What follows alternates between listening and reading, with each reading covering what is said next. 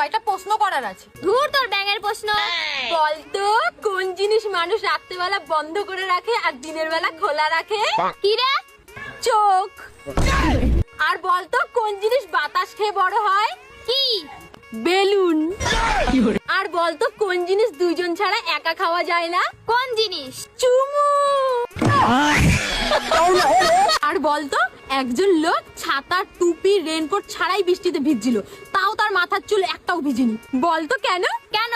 কারণ সে টাকলা ছিল। আর বলতো অধীর বাবু রোজ দাড়ি কাটে, তাও তার গালে রাতে ঘুমানোর সময় এক গাদা দাড়ি থাকে। বলতো কিভাবে? এইটা কিভাবে সম্ভব? কারণ তিনি নাপিত।